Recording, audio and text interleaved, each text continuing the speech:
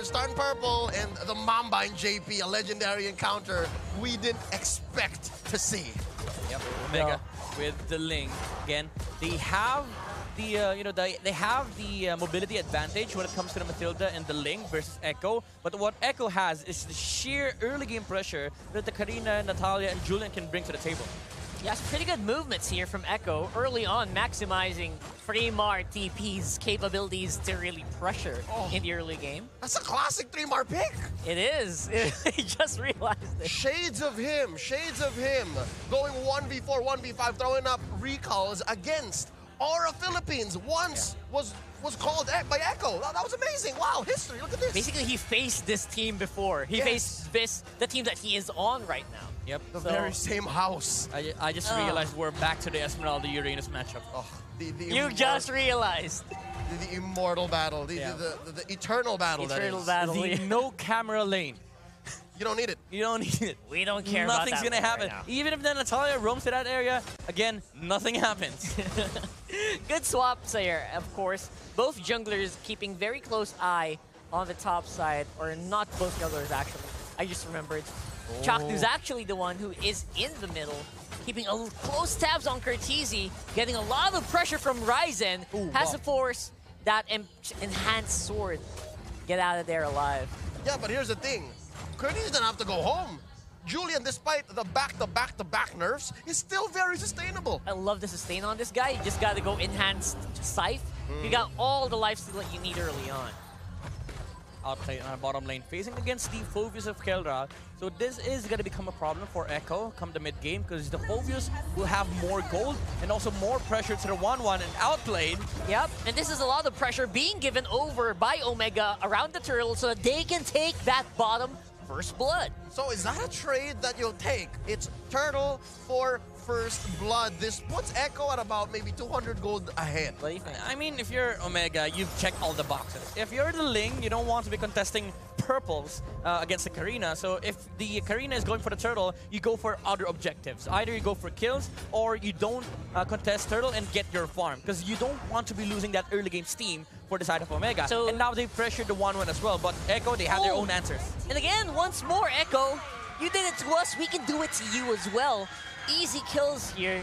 Seems very effortless for the Echo squad. Oh, the Savage gets squashed there. Now growing the Echo lead to close to 1,000 ahead. So far, no team making leeway on the map. Save for Echo. You know what? I spoke too soon. Look at this. They're going to chip away at bottom. Yeah, there's going to be a lot of firepower being dedicated on that bottom side. All of the external gold being taken on that turret. Now a lot of pressure being exerted by Omega. It's basically pressure for pressure here for both of these teams. Yep. Echo, they're doing decent. They're doing a decent job on applying pressure on the map, but they're not stopping Omega from taking the farm that they need. Even though they have the 1-1. Oh, hold that thought. Oh, look at that beautiful execution there for Itomax. Just not going to be answered anytime soon by Echo. Again, the advantage. Oh, look at that. Oh, Kurt's so low. Chaknu. Good trigger discipline on this guy to not dive into Curtizi, knowing that JP could be close by. Omega wants to snowball, and that's what they tried to do in the first minute or two. They tried to do that by trading out Turtle, but it's not working out because Echo's in the driver's seat. Yep, they haven't had anything for the side of Omega. They still need to wait for the proper timing, but Echo, they're having a fantastic time right now. The pressure that they're putting into Ryzen is stopping Omega from using the hero to add to the pressure that Keldra can put into the gold lane. So Echo, in retrospect, they're stopping what Omega can answer by putting their own problems against Omega. Yeah, considering they have a 1-1 that isn't even activated yet, Echo is actually playing very well with their lineup so far. That's the thing with the 1-1 is you don't even really have to do anything. Save for, not dying. Not dying. The bare minimum. Yeah, eventually the 1-1 will just scale up and then you walk into triple kills. Mid lane skirmish, leading to a pick off on the barangay captain, leaving Chakmuir wondering where it all went wrong. Again, looking so smooth for Echo. They are doing the attacks, the pick-offs so carefully that it looks like a surgeon just cutting away whenever he wants to. And that's a lot of pressure. They know where to attack. Omega, they have a really weak mid laner on the form of the Eve, and they know they can put a lot of pressure on there because they have the toolkit to do so. Like the Julian, whenever he can, you know, close the gap against the Eve, he will do so because he knows that even if Omega follows up, he can just move out and lifesteal from the enhanced sword. So I guess that's why Midnight kind of wins when he saw the Eve pick, right? He's like, that matchup is not going to go well. Yeah, it's not going to go well. It's so hard to rely on the Eve. To be fair, even the gold lane matchup, I was going to say, oh, yo, Kelra got the Phovis against the 1-1. That's not going to matter up until about, what, the 8-10 minute mark? Yeah, and I think Wolf explained that very carefully yesterday, why 1-1 seems like it's going to be countered by the Phobias, but not really, right? So, oh my goodness, another one. Turret goes down on mid lane. Again, the rest of the Echo squad seem to be just going around the map willy-nilly at this point. Yep, Omega, they need to find space on the map. Ryzen still has no purple here. And Echo positioning to take the resources away from Omega. This is the keys to victory up against a Ling. It hasn't changed since 2020. The way you defeat a Ling is take his purple buff away. That's right. Midnight, Rockhard, Echo proud is stopping Omega from doing anything.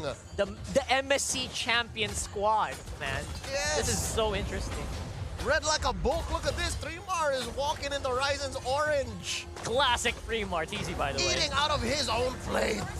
Oh, man. And all the while outplayed getting resources on the bottom part of the map, Midnight. This is the problem of Omega. They've drafted a fight-heavy lineup, but Echo, they've gotten control of the early game to the point where they cannot even fight in the mid game. Yeah, and right now, Omega seems like they want to take fights, but they're not really finding any opportunity to do damage. It's like they have the crowd. Oh my goodness me! JP, a little bit of poke here and there, never hurt nobody. JP, but it sure hurt Ryzen. That was quite unlucky. Echo didn't have the dire hit on Natalia right there. If it was available, Ryzen would have died there. One shot? Yeah, one shot? Oh. Goodness me. Echo definitely showing up here. And Trimar on a signature pick, flexing each and every time he has the opportunity. Trimar here is drawing a line across the map inside Omega's own jungle. He's saying you can only cross up to this point. Yeah. Up until the rest of my team says we can collapse, nobody crosses this point. He is a walking barrier. And that just makes Omega's lineup moot. Because again, as a lane, you want to be able to roam, you want to be able to cut lanes. Trimar saying, no, you can only do it here. Yeah, look at Zaida. He's just standing tall there, knowing very well that Omega 5 members are nearby. What kind of confidence is that? This is really hard for the side of Omega. Even if they buy defensive items like the Dominance Eyes, that's not gonna help their cause because Echo, they deal enough damage to the point where if the HP bars on the side of Omega falls pretty low, they're gonna be scared to fight against a Karina in 1-1. Yeah. Chakno comes in! Oh, Omega again, always on the cusp of taking the fight, but knowing that they're not really ready yet. It's Echo who says when it happens. Exactly. It's so hard, and if I'm not mistaken, I think the items will come up very, very soon. We're about 15 seconds away from the first Lord. Zaida's playing a tank Karina. Yeah, true. The old Karina. A big difference from what we've seen earlier. Personally, the right way to play Karina. There you go. Same. Leo Hard same, answered bro. it.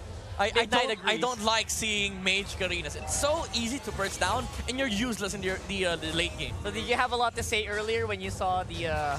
I hate the Karina mage.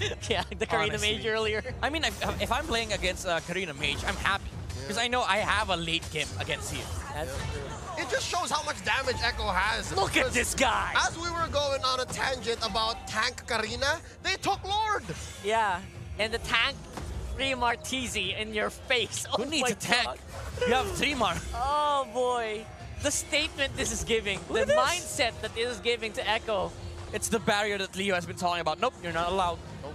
And No in a crossing. game where Grok is banned, Perfectly we literally so. have a barrier. Look, he's doing it 1v5! 1v5! Nothing! No one can touch him!